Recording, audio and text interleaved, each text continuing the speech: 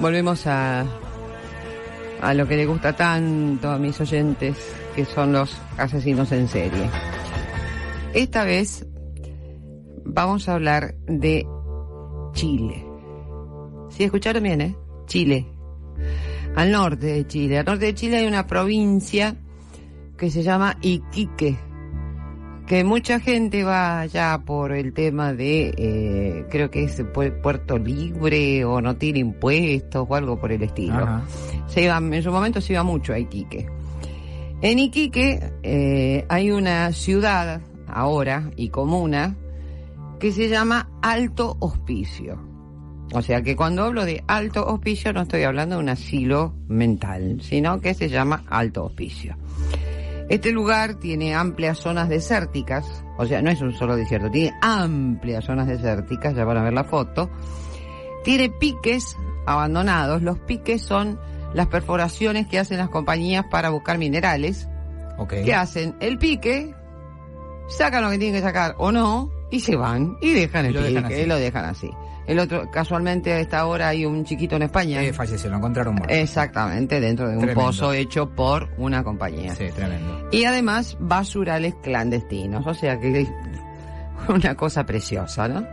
En un primer momento fue poblado, o sea, se lo denominó poblado, nació en pleno desierto por la toma de terrenos de vecinos de Iquique y Pozo Almonte, que son dos localidades vecinas.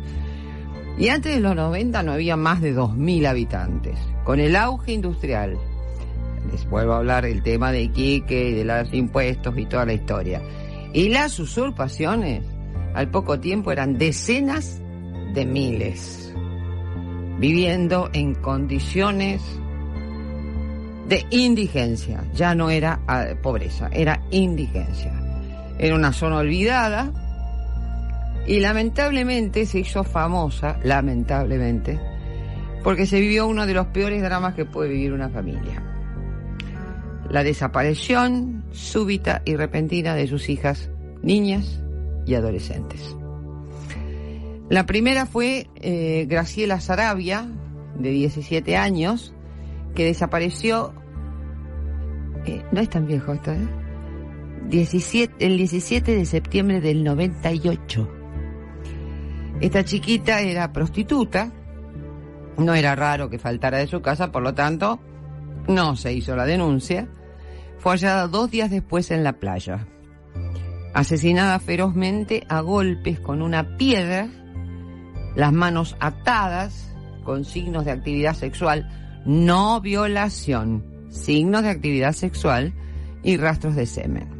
Unos pescadores vieron a un hombre, un auto color claro, que estacionó junto a la playa, bajó el cuerpo de la mujer y la puso entre las rocas. Por supuesto que fueron a hacer la denuncia. Ni se tomó el trabajo de ocultarla, la dejó ahí, no identificado. ¿Por qué? El tema recurrente de siempre, chicos. Era una prostituta, ¿a quién le importa?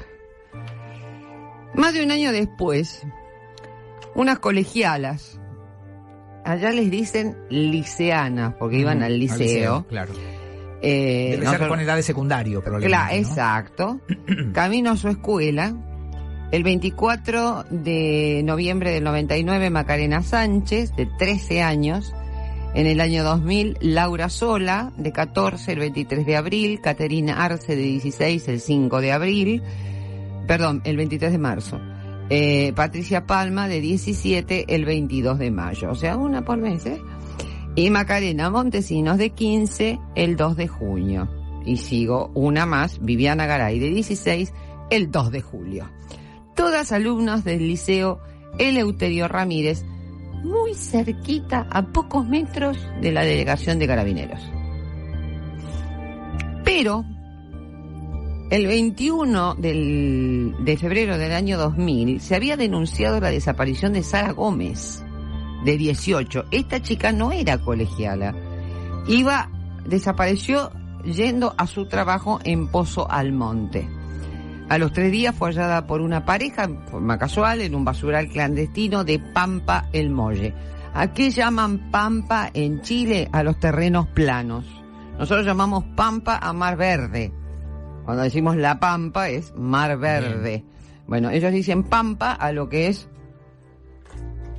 una llanura. Plano. Pues no, puede ser una meseta. Pero es okay. Plano. ¿No? Ok.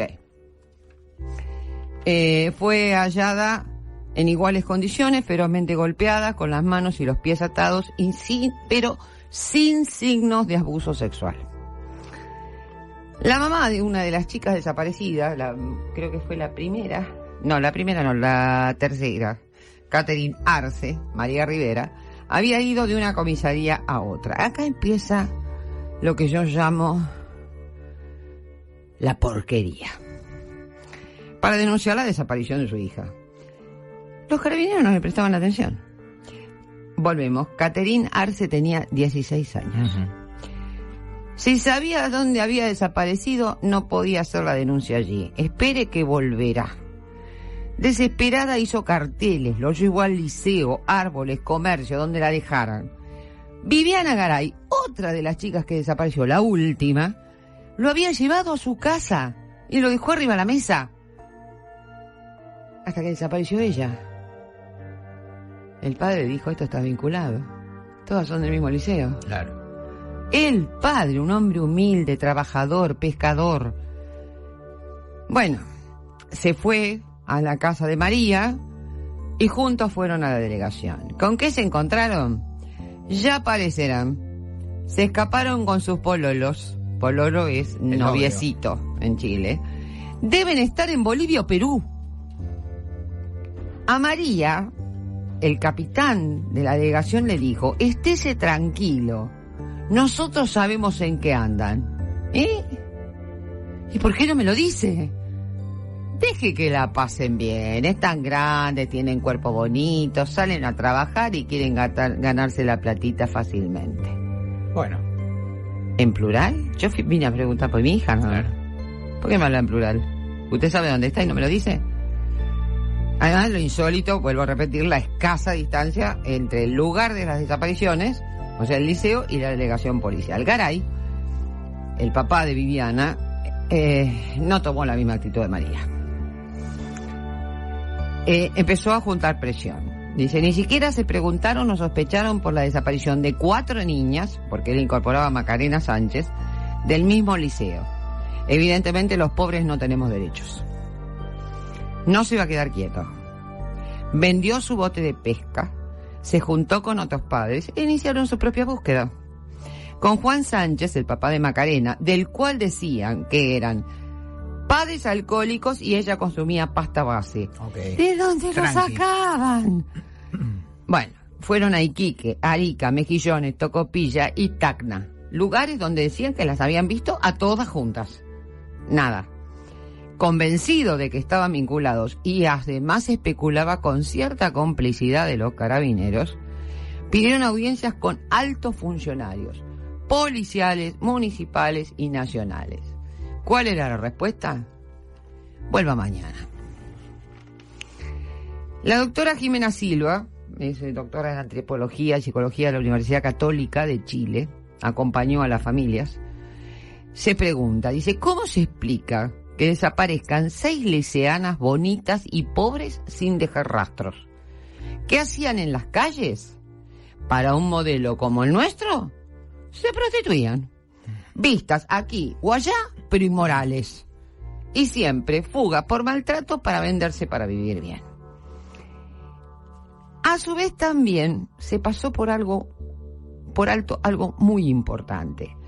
Una denuncia el 17 de abril del 2000 entre la desaparición de Catherine Arce y Patricia Palma, de los padres de Maritza Díaz, de 16 años, quien al bajar del autobús en el sector, un sector de Altos Pisos que se llama autoconstrucción, porque no volvemos a lo mismo, los terrenos son todos usurpados. Entonces había lugares donde directamente le decían, bueno, acá podés construir. Entonces cada uno construye su propia casa. Un sujeto la había tomado por detrás con un cuchillo, la había llevado a un descampado, la había violado y la había abandonado. Marisa, como pudo, llegó a su casa, la llevaron al hospital, fue examinada, se le trajeron muestras y se dio aviso a la policía. La denuncia no avanzó. Marisa solo recordaba su voz. Perdón, ¿y el semen? Bueno, no importa. Año 98, ¿no? Digamos. 2000, perdón, claro. Bueno. No era como cuando a veces contás historias de hace 40 o 50 años. El prejuicio social y clasista era espantoso. Por ejemplo, el intendente de Iquique dijo: se trata de problemas sociales no policiales.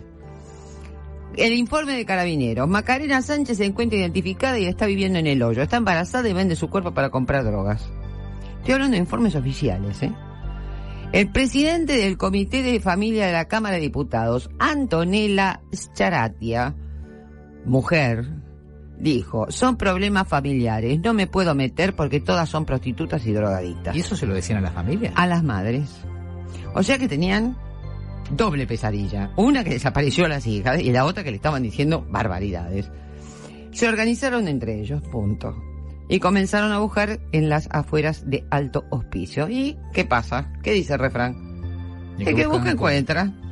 El 18 de julio, Garay encontró la mochila y la ropa de Viviana en un basural. En otro, vecinos encontraron la mochila y el uniforme de Catherine Arce. A los 2 días, Inés Valdivia, la madre de Patricia Palma, la ropa interior de su hija en una quebrada del Boro. Llevaron todo a la comisaría. ¿Qué hicieron en la comisaría los carabineros? Me dan ganas de romper la mesa. Pusieron todo arriba del escritorio. Se contaminó todo, no sirvió para nada. Claro. Una vergüenza. ¿Cómo puede ser posible escuchar esto encima de tu propia hija? Garay tomó otro camino. Dijo: si todos mienten, yo también. Dijo, se presentó y pidió que se le tomara una declaración espontánea. Parece mentira que un hombre tan humilde podía ser tan inteligente, ¿no? Uh-huh. Su obstinación lo lleve a ser tan inteligente.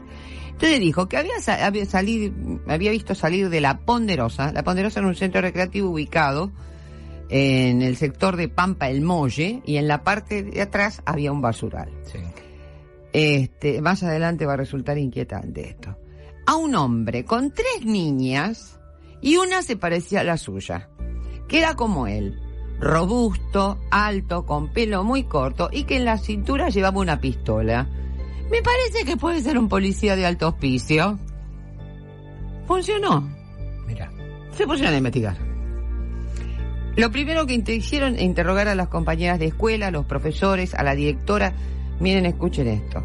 La directora del Centro de Padres y Apoderados dijo: las niñas se van con los choferes de los camiones por 1.500 pesos. Los propios padres eran interrogados en presencia de psicólogos y se les preguntaba cosas tales como si sabía si la niña estaba en su periodo menstrual y cómo le constaba. ¿Qué tiene que ver? Hasta el momento solo se puede hablar de problemas intrafamiliares. Y es más, uno llegó a decirle: no se descarta que usted haya matado a su propia hija. Garay estaba que no podía más. Los padres lograron increpar al presidente Lagos. Lo fueron a buscar al aeropuerto. La respuesta que le dio por TV fue: no tenemos respuestas. Prometió una comisión especial, pero las autoridades se negaron a solicitar un ministro en visita. Explico esto y podemos parar.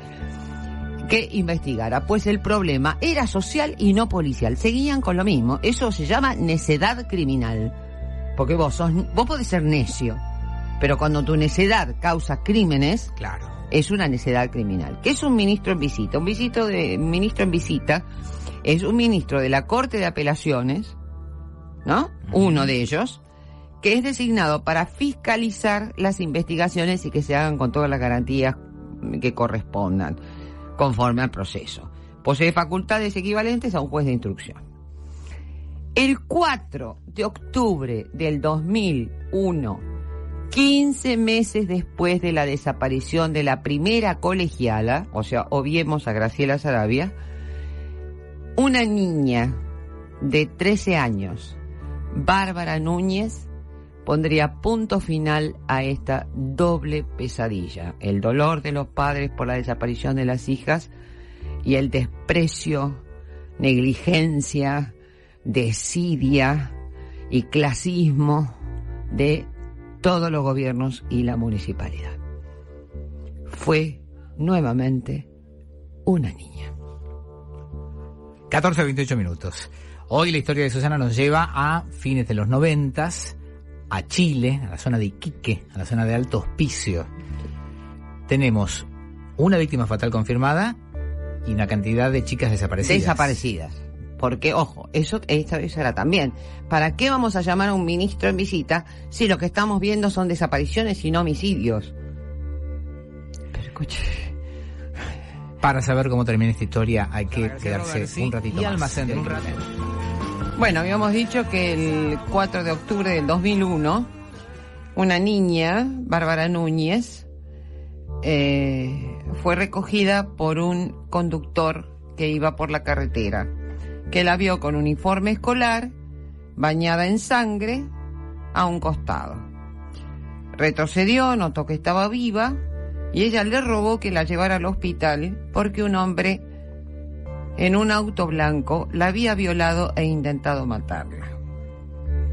Ahí la niña se desmayó otra vez. La llevó rápidamente, llamaron a sus padres, informaron a la policía. Los carabineros vinieron enseguida y no dejaban a los médicos que atendieran a la chica, tratando de sacar información. Y la chica hablaba 3 palabras y se desmayaba porque había perdido un montón de sangre. Los médicos se pusieron en el medio, se pusieron firmes e impidieron que continuara el interrogatorio hasta que la chica se estabilizó, que fue varias horas después, y comenzó a hablar. Y acabó con el peor criminal de la historia chilena, Julio Pérez Silva. Según el relato de la niña, ella caminaba hacia el liceo cerca de las 8 de la mañana. Claro, la entrada al liceo era a las 8. Alto Hospicio tiene muy mal servicio de autobús. Perdían el autobús y ya llegaban tarde.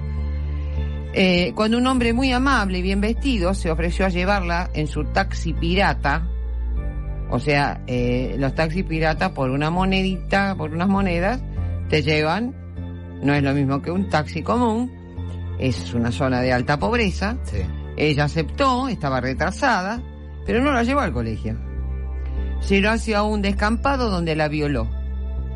Luego le ordenó vestirse, la sentó a su lado y siguió camino hacia el desierto. Muy asustada, porque sabía que podía ponerse peor, la chiquita le ofreció el sándwich como para crear algo de empatía y él lo rechazó. Detuvo el auto junto a una fosa. Esto ya no es un pique, sino una fosa natural, que también hay muchas en los desiertos. La golpeó con sus puños hasta atontarla, le ordenó que se sentara en el borde de la fosa y él bajó. Y cuando bajó, la agarró de los pies y la tiró para abajo. 17 metros de profundidad. La puso boca abajo y subió. Y le dijo: vas a morir igual que las otras niñas. Yo soy el psicópata de Alto Hospicio. Eso fue lo último que escuchó la chica hasta que le pegó la primera piedra en la cabeza y estuvo desmayada por 2 o 3 horas. Pero quedó viva. Pudo salir de la fosa. 17 metros. ¿Cómo hizo? Subió. Y caminó 4 kilómetros por la ruta. Me hace acordar a la chiquita que hizo casi 3 o 4 kilómetros con la garganta cortada, ¿se acuerda que lo conté? Bueno. Y la nena lo único que pensaba era: si me muero, mi mamá nunca me va a encontrar como pasó con las otras chicas. Pérez Silva fue detenido a pocas horas de la denuncia, entrando al sector de autoconstrucción donde vivía. La niña había hecho una completa descripción física de su auto, los colgantes que tenía en el parabrisas y el fuerte olor a tintura de cabello. No puso resistencia ni estaba nervioso. Cuando le dijeron que era sospechoso de la violación de una niña, lo negó terminantemente. Claro, no sabía que había sobrevivido. En su auto se halló evidencia de su presencia y no le quedó otra. Reconoció el abuso sexual, pero él no había querido matarla. Las rocas la golpearon por deslizamiento mientras él subía. y la dejó ahí para que pudiera regresar caminando. En un pozo de 17 metros. Claro, y a 4 kilómetros de la ruta. Quedó detenido y acusado por violación e intento de homicidio de Bárbara Núñez.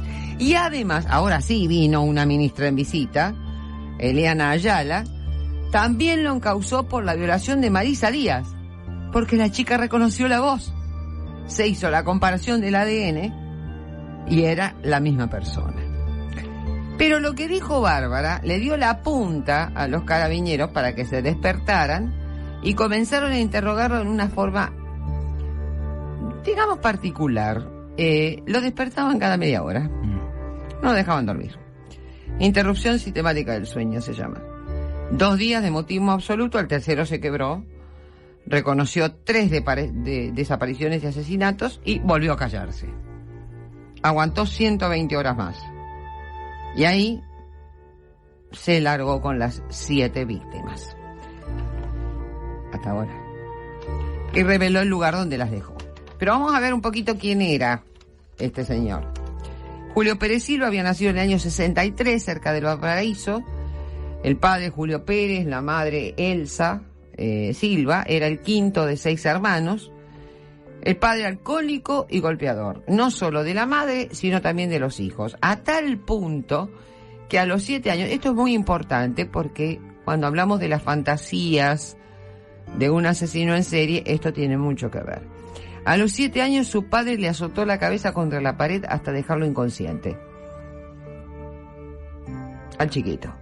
Los hermanos huían cuando lo veían llegar. Y al crecer se quedaban para defender a la madre, a pesar de que la ligaban ellos. En 1975 lo despidieron de su trabajo, por sus borracheras, evidente, y se empleó como jornalero. Eso trajo algo de alivio, porque se iba por varios días. Claro. Pero cuando volvía, la violencia volvía, y cada vez peor. Paradoja, la madre nunca lo dejó. Los hermanos se fueron yendo, pero la madre se quedó con él hasta que murió. Se mudaban hacia La Calera. En el colegio era tranquilo, callado, introvertido. Terminó la primaria a los 17 años, o sea que muy inteligente no era. Y sus hermanos se mudaban para escapar de la violencia.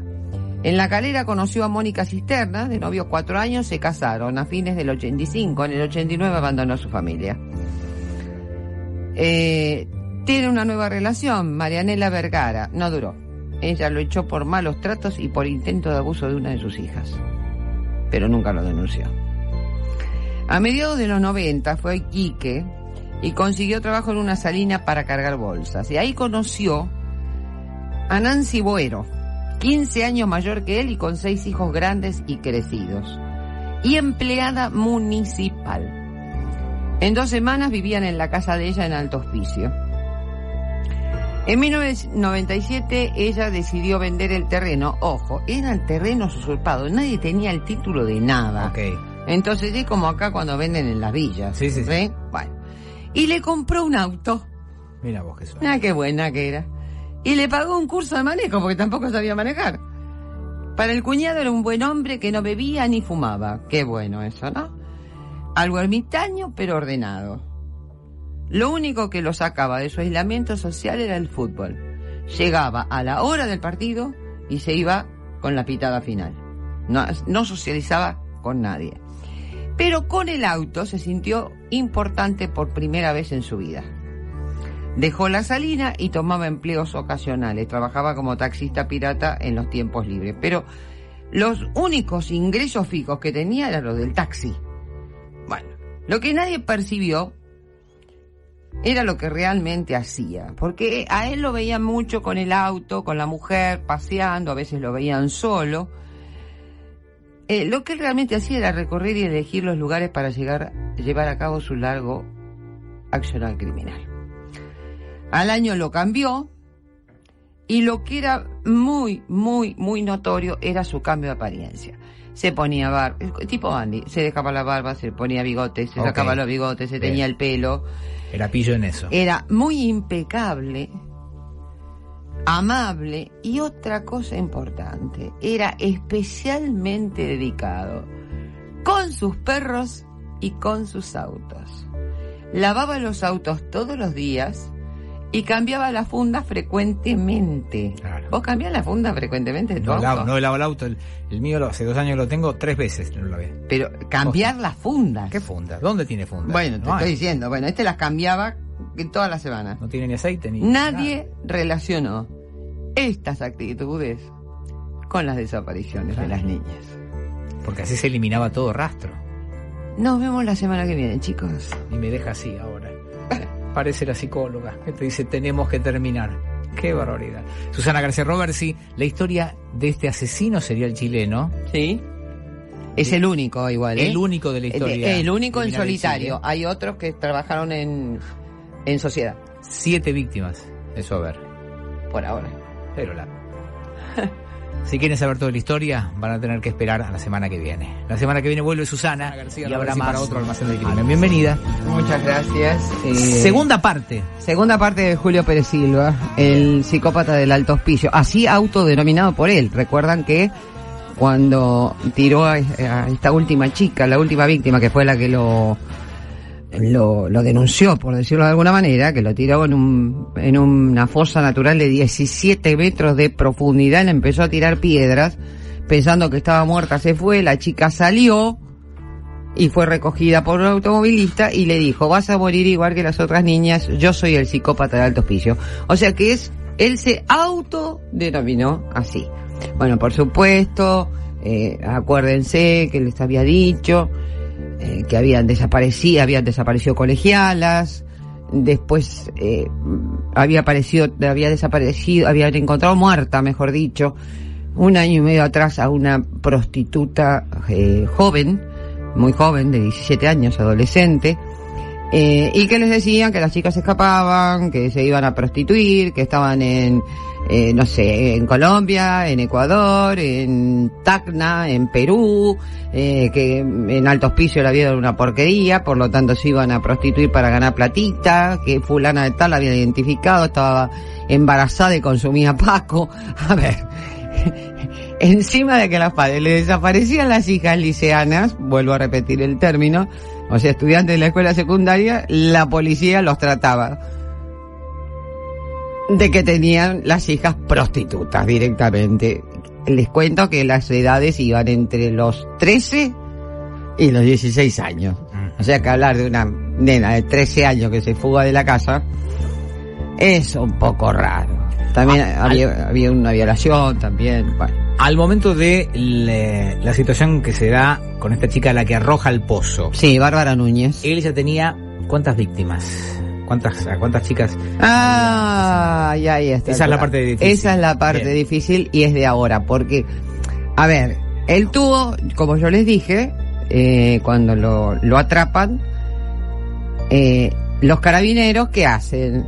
Lo someten a interrupción sistemática del sueño. Entonces él durante 2 días no habló. Sí, la jueza le imputó el intento de asesinato, violación y secuestro de Bárbara Núñez, y además la violación de Maritza Díaz, que fue la que lo reconoció por la voz. Bien. ¿No? Sí, y sí. además por el ADN. Pero él no hablaba de las demás. Bueno, primero reconoció a estas 3, las terminó reconociendo porque evidentemente no le quedaba otra, y en una segunda confesión, tras 120 horas de interrupción del sueño, confesó 7 asesinatos. Pero hay una sorpresa. ¿Te puedo preguntar por esas sesiones de interrogatorio? ¿Cómo es eso? Eso es tortura. Esos son apremios ilegales. Eso no se puede hacer. ¿Cuántas horas con interrupción de sueño? Primero fueron 2 días. O sea, los cuales lo interrogaron durante 2 días. No, o sea, cada media hora lo despertaban y lo interrogaban. Lo dejaban dormir media hora otra vez y lo interrogaban. Claro, yo te confieso que... Bueno, eso él aguantó Cristo. 48 horas, así. Claro, Y después a las 120 horas largó todo. claro. Pero, claro, por supuesto, la confesión es totalmente atacable, ¿no? Totalmente. Lo que pasa que hubo otras pruebas. Entonces la confesión pasó a un segundo plano. Bien. Eso es, digamos, el resumen. Vamos entonces a lo que él confesó. Bien. Él confiesa su primer crimen que es el de la chica esta prostituta. A ver, yo estuve mirando una serie en YouTube que tiene muy mala calidad, no la recomiendo, que se llama La Cacería, que justamente habla de esto. Es basada... Es ficción, basado... inspirada... muy libremente en un hecho real. Exactamente, pone como que vino uno de Chile a investigar, lo cual fue mentira. Los nombres de las chicas están cambiados, o sea, una onda Sebastián Ortega, para tener o Luis Ortega, por decirlo de alguna manera. O sea, no tiene nada que ver con nada. Pero bueno, había prostitutas adolescentes, porque siempre hay chicas que no quieren ir al colegio. Estaban las liceanas que sí eran muy buenas chicas y que estudiaban y todo lo demás, pero también estaban las otras. Entonces, ¿qué le convenía más a los carabineros? Y decir, son todas iguales. Claro.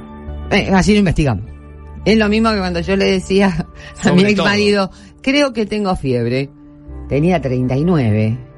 Y me decía, no tenés nada, es somático. Claro, porque si no él se tenía que quedar. Era mucho más cómodo. Claro, ¿viste? Si no, bueno. Entonces, decir, no, son todas prostitutas es más fácil porque lo investigo.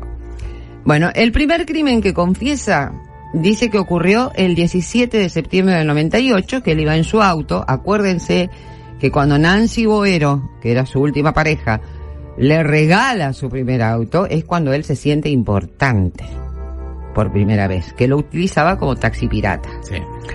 Él iba en su auto, se encuentra con Graciela Sarabia, que era una prostituta de 17 años, le ofrece dinero por sexo, ella acepta, todo iba perfecto, hasta que él dice que ella quiso robarle. Enfureció, le ató las manos, la golpeó dentro del auto hasta dejarla inconsciente, la arrastró hasta la playa, la golpeó con una piedra hasta matarla y se fue. ¿Se acuerdan que los pescadores lo denunciaron? Sí. No pasó nada. Pero lo interesante es que se podía haber comprobado 3 años antes. Porque junto al cuerpo, los carabineros habían encontrado una medalla con la mascota del Club Universidad de Chile, que es una U, que le había regalado Nancy Boero. Nunca la analizaron. No se tuvo en cuenta. No, ni tampoco. Sí se había tenido en cuenta el tema de el semen, porque coincidió con el ADN de Marixa Díaz. Ahora, este crimen, por ser el primero, acuérdense que el asesino en serie siempre empieza de una manera y después evoluciona. Este difiere. Acá no hay violación. Perdóname, que evoluciona quiere decir que baja. Se perfecciona. Ok. Se perfecciona. Ya no va a agarrar tan grande. Entonces, acá no hubo violación. Hubo sexo consentido. Primero. Actuó sin cautela. O sea, se bajó del auto, la tiró en la playa y se fue. No le importó si lo vio alguien, nada. La noticia fue escueta, poco trascendente, claro, era una prostituta, ¿a quién le importa? Pero no cometería los mismos errores. Y cambió su objetivo. Ahora, lo que nunca cambió fueron los golpes. ¿Se acuerdan que yo le dije que el padre una vez le azotó la cabeza contra la pared a los 7 años hasta dejarla inconsciente? Sí. Bueno, es una similitud bastante inquietante. Más o menos a los 18 meses, la ve a Macarena Sánchez, que iba apurada. Amable se ofrece a llevarla, al entrar al auto sacó un cuchillo, la ordenó desnudar. ¿Para qué? Para que no se escape. La viola dentro del auto, en las afueras de Autohospicio, y después la ordena vestirse. Miren el sadismo de este hombre, ¿no? Le amarró las manos con los cordones de los zapatos. Eso lo hizo después de violarla. Ojo con eso. La obligó a bajarse y a caminar hasta el borde de un pique. ¿Recuerdan lo que dije del pique? Sí. Bueno. Que es una perforación hecha por una industria. Y abandonada. Y abandonada, abierta. Y simplemente la empujó. Estaba viva cuando cayó por el túnel de 220 metros. No, ¿cómo 220 metros? 220 metros de profundidad. Ahí la encontraron. Se fue a su casa. Era las 10 de la mañana. La mujer regresaba al anochecer, se bañó, lavó la ropa, cambió la funda del asiento, pues ya le dije que tenía funda de repuesto. Sí. La mujer no iba a sospechar porque era tan limpito, tan meticuloso. Con idénticos MO, o sea, modus operandi, ritual y disposición de cuerpos, admitió los asesinatos de Laura Sola y de Patricia Palma.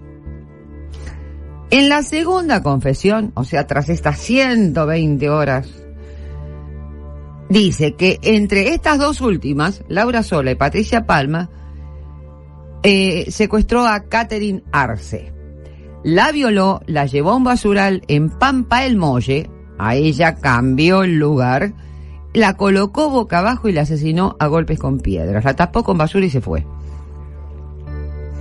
Igual Macarena Montesinos y Viviana Garay. ¿Se acuerdan de Viviana Garay, que fue la última? Uh-huh. Que el padre fue el que tanto se movió, que vendió y que encontró cosas de última. Bueno, esta fue Viviana Garay. Estos son sus primeros 7 asesinatos confesos. Pero luego agregaría otro. Sara Gómez, a fines de octubre del 2000. Esta chica había desaparecido en esa época y la madre pidió reabrir el caso que estaba cerrado. ¿Por qué? Por las similitudes y la coincidencia geográfica. Lo admitió. Iba en su auto, la vio caminando a la vera de la ruta, la chica iba a hacer su trabajo, se ofreció a llevarla, desvió un basural, golpes, le quiso atar las manos, ella se escapó, pero por los golpes estaba atontada y con un madero le golpeó la nuca, la tapó con basura y volvió a su casa. Fue llevado, porque él mismo se ofreció, a buscar el cuerpo de todas. E indicó dónde estaban los restos, pero se hallaron otros. Que él no había, no, de los que no había hablado. El de Angélica Lai, de 23, desaparecida el 24 de febrero del 2000, el mismo MOI ritual, y lo admitió 3 días después que la encontró esperando el autobús. Acuérdense que lo que les dije, cuando vean el documental que va a aparecer en Radio Cantilo, que después voy a hacer una brevísima reseña, lo hizo una mujer, el transporte allá es horrible. O sea, los colectivos no tienen hora para venir.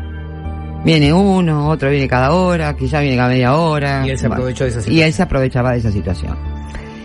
Teniendo en cuenta que la ministra, ¿se acuerdan que había venido una ministra en visita que se llamaba Eliana Ayala? Bueno, esa ministra fue nombrada instructora. Entonces viene otro ministro en visita, porque ella ya estaba con los otros crímenes, y dice, continúen los rastrillajes. En mayo del 2002 se hallaron 2 cuerpos más. Angélica Palape, de 45. Estaría fuera de... Por eso dice... Por la edad, ¿no? Por eso dice, ama de casa, y Gisela Melgarejo, de 36, artesana.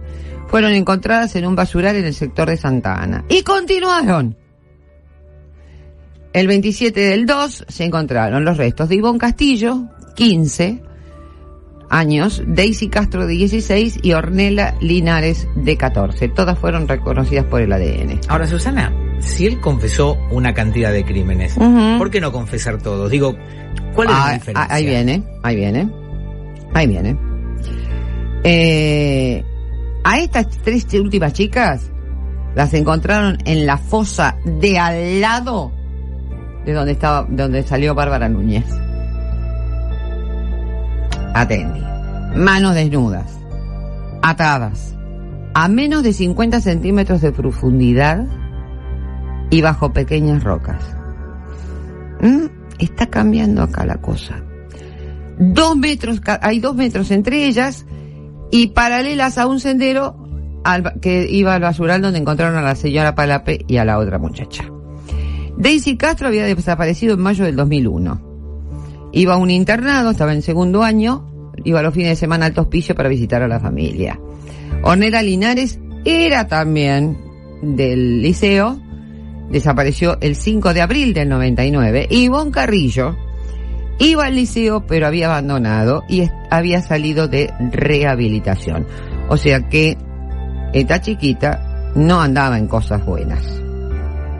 O sea, pero no era liceana, vuelvo a repetir. A la madre, por supuesto, fue a dar la denuncia, no se la tomaba. No, acá, si se perdió en la calera, la tiene que hacer en Alto Hospicio porque ella vivía en Alto Hospicio. Cuando iba a Alto Hospicio, decía, no, acá no, porque ella vivía acá, pero desapareció en la calera. O sea que nunca le tomaron la denuncia.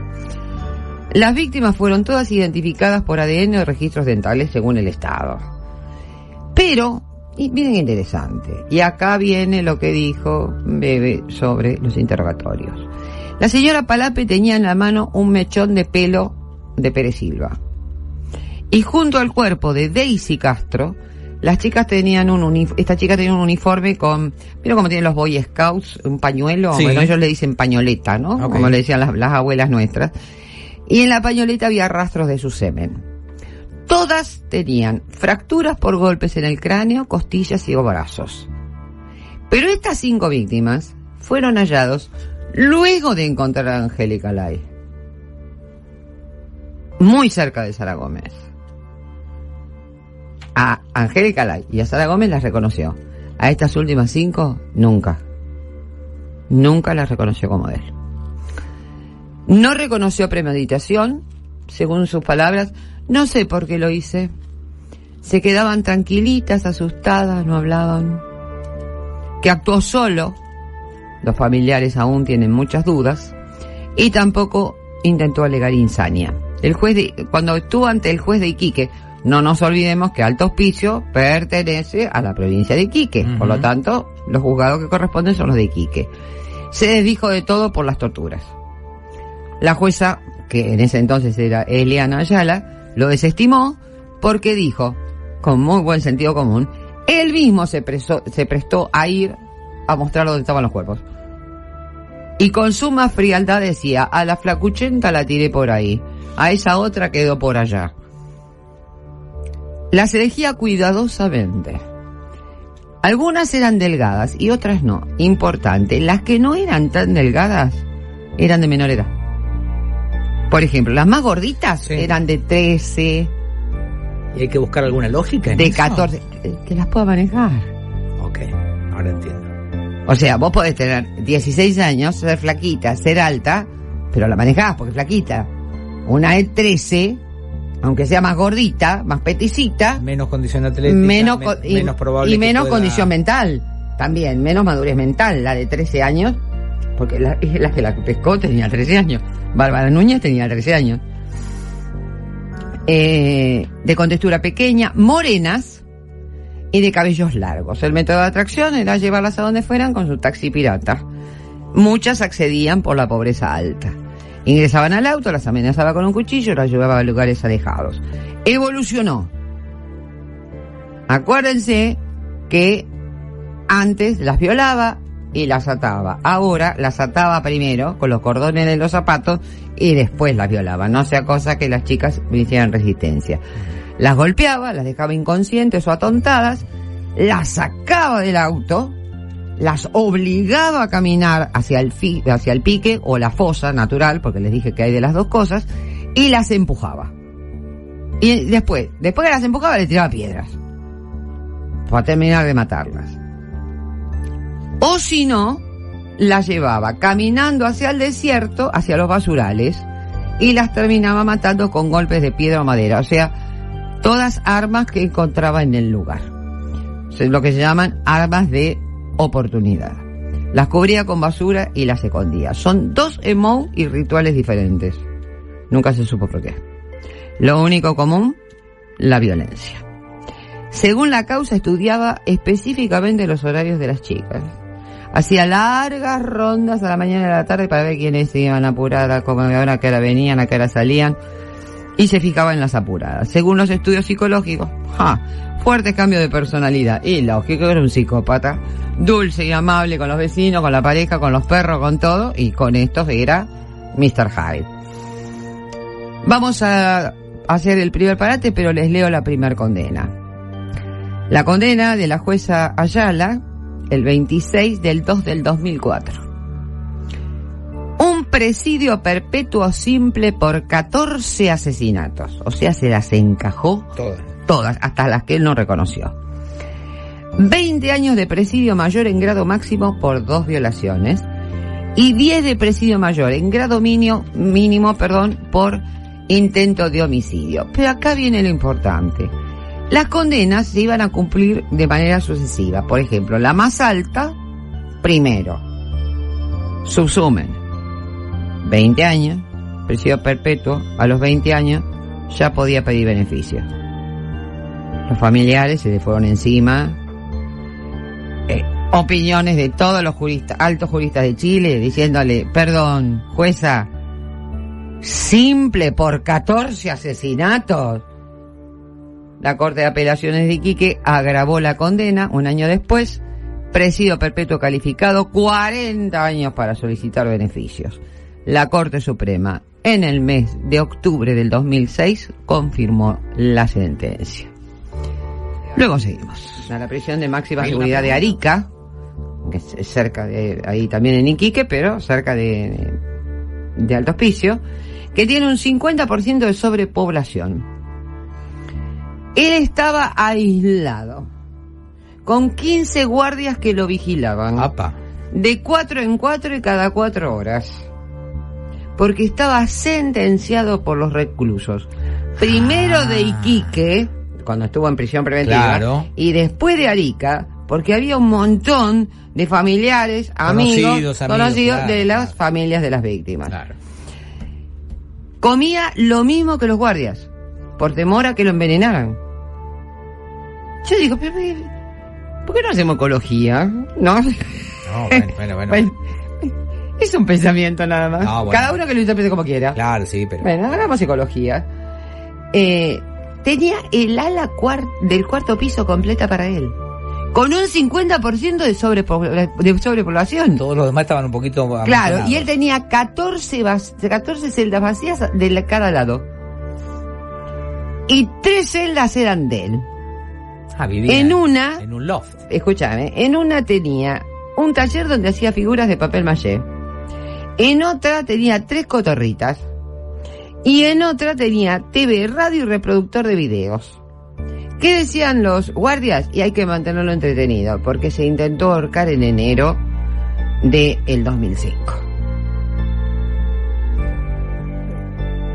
Yo sé que es incorrecto, pero yo no soy políticamente... ¿Qué se ahorque? Susana.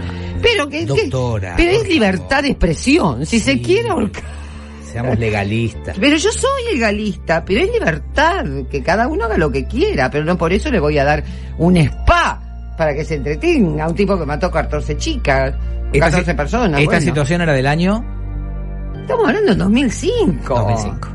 Bueno, entonces como no tenía nada que hacer, empezó a mandar cartas a la prensa, que como pasa siempre, que era inocente, que todo era obra de los carabineros torturadores, que el semen encontrado en la pañoleta de la artesana, de una de las liceanas de Daisy Castro, era porque lo habían obligado a masturbarse.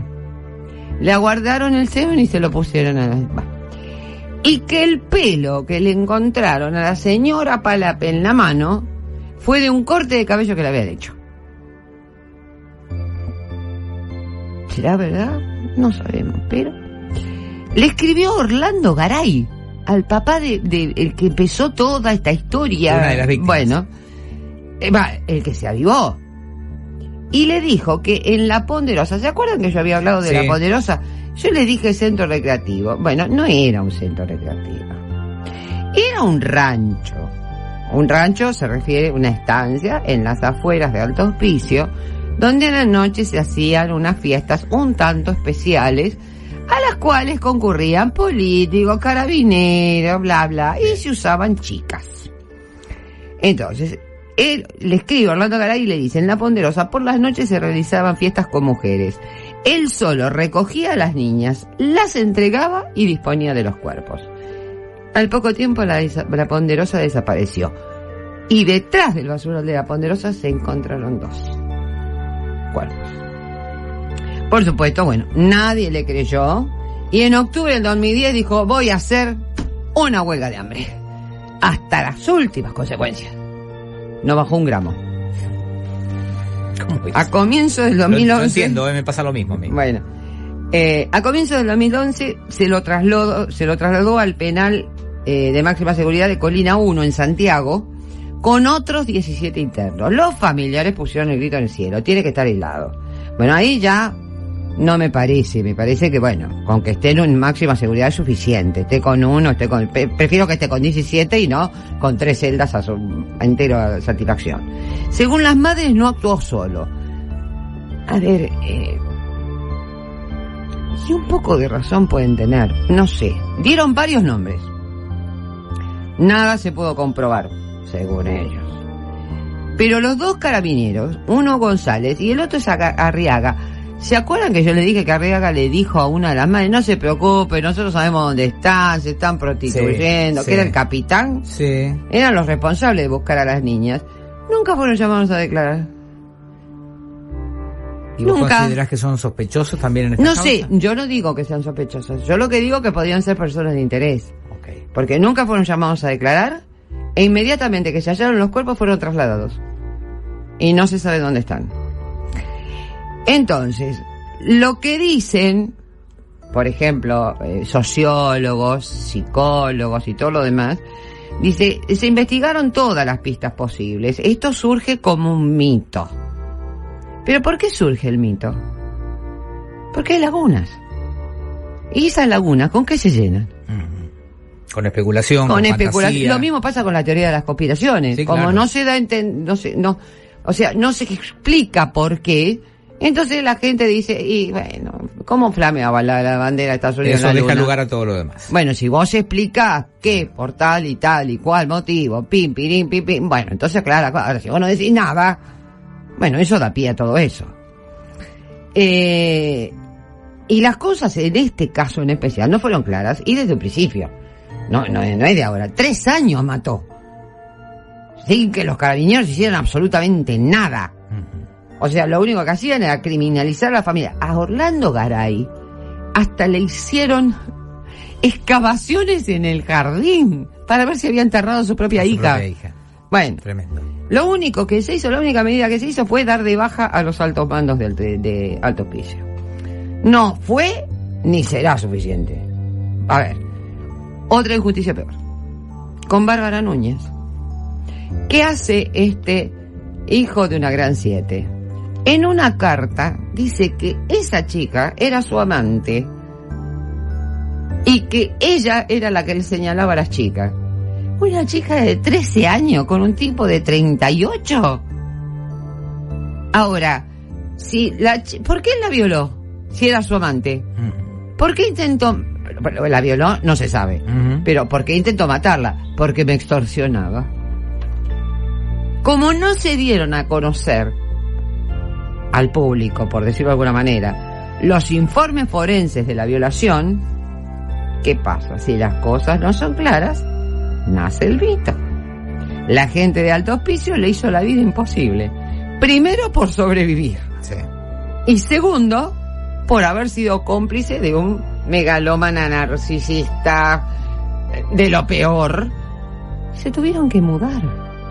Se tuvieron que ir, a pesar de haber sido esta chica la que logró su captura. Pérez Silva estigmatizó aún más a este pobre municipio. Era un asesino en serie, vamos a ir a lo técnico, ¿no? Organizado, territorial, con motivación sexual y con un perfil victimológico preciso.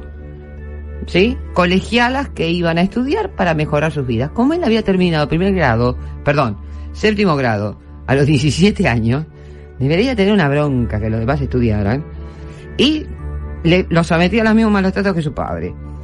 Y algunas adolescentes solas de oportunidad que encontraba en la ruta y que encajaban en lo que él, digamos, de contextura pequeña, cabellos, bla, bla, pero bla, eso bla, bla, no bla. era parte de claro, las que le había estado eran haciendo las seguimiento. como las de Bandi, las rubias que mató Bandi, por ejemplo, se le parecía. Se entiende. Ahora, no me cierran ni Palapa ni Melgarejo. La verdad que no me cierran. Están porque fuera de sí, las edades. El MO sí. O sea, el MO sí. Porque está en la fractura de los golpes, las cosas, todo. Pero no encaja con el criterio que él usaba para elegir a sus otras víctimas. No. Sí se puede aceptar, por ejemplo, que si bien el perfil victimológico era colegialas, puede haber empezado con una prostituta para probar. Entiendo. Eso puede ser. No es que hay un cambio en el perfil victimológico. Por lo general, la primera víctima es el ensayo. Y ellos trabajan siempre a ese... Pero 2 mujeres adultas. Es raro. Ahora, es muy raro, aunque es posible. Pero las fantasías no cambian, como dije yo. Para mí, lo de las colegialas y adolescentes pequeñas es lo que más... Ahora, si fueran de él, ¿qué psicópata no se pretende llevar las palmas? Claro. ¿Por qué va a confesar tantas y no agregar otras 2? Quizás esta señora de 45 años también era de contextura pequeña. Donde hay lagunas, nace el Vito. Y mirándolo desde el otro lado, quizás a la policía le facilitaba, claro, porque decían, bueno, mira, nunca pudimos averiguar qué pasó con estas 2 mujeres. Claro, pero pega en esto. Carguémosela a este tipo. Por eso el semen... Y caso resuelto. Exacto, por eso el semen y el pelo. Y otra cosa más, según los informes policiales, fue su propia pareja, Nancy Boero, la que dio los datos para el hallazgo de estas últimas 5 víctimas. Recordemos que las últimas 5, de las cuales 2 eran liceanas, una estaba en un internado, la otra era liceana, la otra estaba en salida de rehabilitación, más las 2 adultas, nunca fueron reconocidas por él, fueron encontradas con el nuevo ministro de Visita. Ya no con Eliana ya. Bueno, eso primero. Y Nancy Boero es la que dio los datos para el hallazgo de estas últimas 5. ¿Cómo puede ser eso? Como digo yo, ella que siempre dijo que él era inocente, que había sido torturado, que nunca dejó de visitarlo, que lo visitan hasta los hijos de ella, de todo. ¿Cómo va? Ella va a ir a decir, mire, él mató a 5 más y están allá. Es medio raro. Bueno, mucho cambió. Se intentó de todo.